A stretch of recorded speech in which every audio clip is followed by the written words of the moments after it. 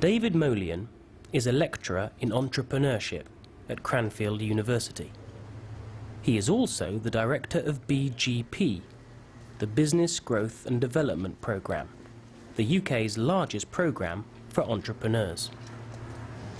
What do you think makes a company successful? I work mainly with owner-managers and entrepreneurs, and in my experience, the one thing that makes most of these businesses successful is focus. They identify a market in which they can excel. Often it's a niche. They really understand how they can service those customers, and they concentrate on those niches. They build a business with deep roots, and that's how they become successful. By deep roots, I mean that the company has a really profound understanding of its customers.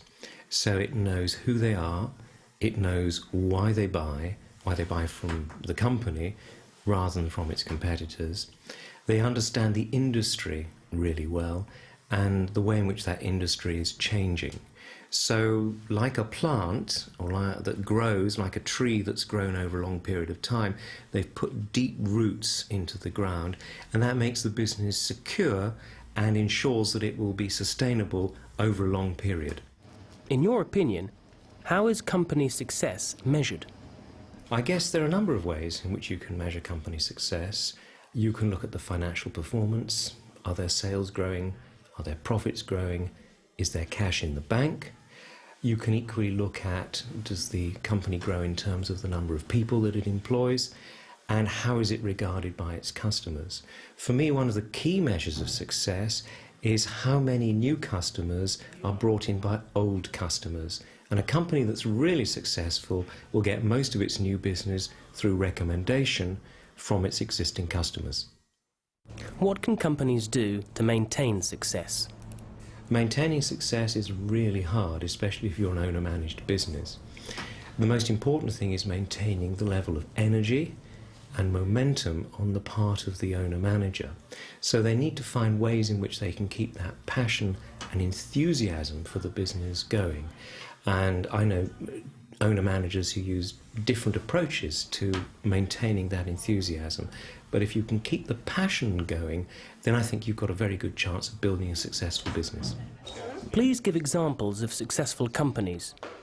What has made them successful?